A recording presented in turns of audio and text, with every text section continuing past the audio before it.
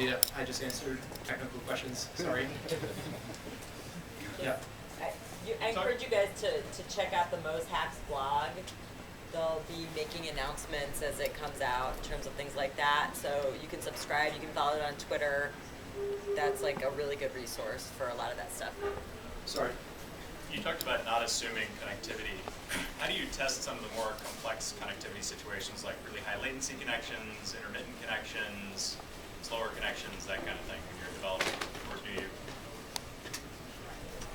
It is certainly very, very rough. Is it important to do that? It really depends on what your application is trying to do, right? So if you're trying to stream someone video, obviously, like, you should be trying to implement something like adaptive bitrate streaming, right? And like once we have media source extensions, then that'll be much easier. So it definitely comes down to certainly first what you're trying to do, but like if all of your assets are, or if most of your assets are static, and you're using something like the application cache, like, you literally should not have anything to worry about. I'm not sure, but it might be possible to introduce some latency from your development server even. So that's a possibility, is for every response, just wait 30 seconds, see what happens or something like that. But yeah, definitely mind bending, and like I said, just developing on loopback like that literally is the perfect scenario. So, a lot of developers are blind to how people are actually using their application. So, it's definitely an exercise in empathy. If one wants to contribute to Gaia, say fix issues, is it sufficient for you to just test your fix on an emulator, or do you need to test it on an actual phone? So I'm not entirely sure how the Gaia team likes to do like their development like that, but I would say probably the best bet is to hop into, we have an IRC server. It's public, anyone can join, and there's a B2G channel, or I think there's a Gaia one as well, and ask, like, say, what's a good beginner bug? Like, that's how I got started with the Rust project, is I said, I don't really know a lot about programming languages. I don't know a lot about compilers, but I think your language is really cool. How do I get started? And they said, here's a couple good beginner bugs for you. And I'm sure if you ask around, they will have something for you. So don't be afraid to ask. Contribution is more than just contributing code. Like, even just submitting like a bug report, or just notifying someone of, hey, I tried something and it didn't work out, but here are steps to reproduce it. Like, that goes a long way to making the product better for everyone, and we welcome all contributions like that. If you'd like, afterwards, I can talk to you more about it. So if you want to find me afterwards, I'll be happy to talk to you about contributing. Is there any way to run these apps on a iOS or Android device? So, I mean, assuming you're not using any APIs. right. That If be you're there. not using the device APIs, which we're working on standardizing, and so they'll still work within the browsers on those, but they're not installable. Like, you don't ever leave like the browser on those devices. I remember being able to install Twitter and iOS applications using Firefox on Android.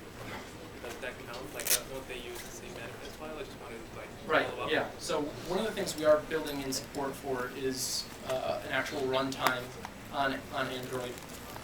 It's being worked on quite a bit right now. So theoretically, yes, in the future.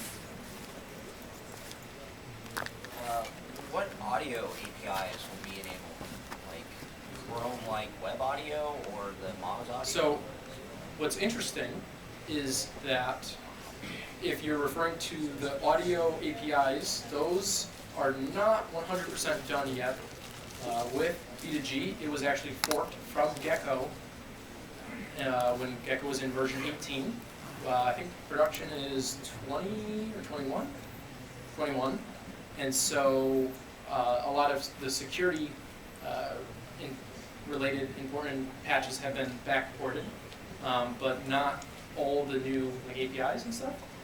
So I believe soon we'll be landing support I'm pretty sure they're already in like the beta 90 channels for a couple of the web audio API nodes. Not all of the different types of web audio API nodes, but codecs is a different story. So one of the pain points for developers has been, if I have any kind of media that I want to serve in the browser, I literally have to transcode, like have 3 different transcodes of my video and like 2 different ones for audio. And so I'm not sure yet. I think there are bugs that are currently being worked on for enabling MP3 support, for instance, for audio.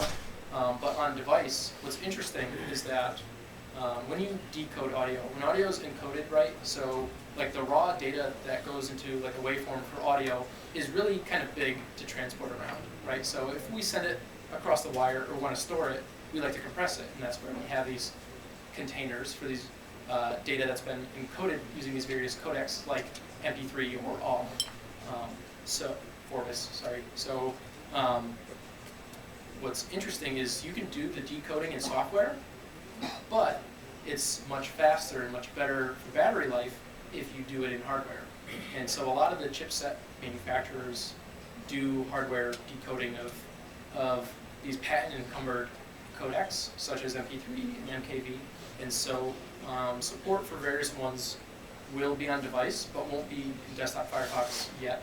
So you actually see support for them first in device before. But all this is documented, so I'd say check out the pages for it, and Bugzilla, our public bug tracker, has all the, they'll usually have issues that actually track all the other issues that are related to enabling a certain codec support. So. Any other questions? All right, well, thank you very much, everyone. I would really appreciate it if you let me know what you thought about this talk. My handle on Twitter is Lost Oracle. Check out my blog, where I blog about all kinds of crazy stuff. You can check out this presentation. There's a link to the GitHub where it's hosted. And of course, if you want to see what made it, it's just the same HTML, CSS, and JavaScript that you guys already know. So check it out. Thanks, guys.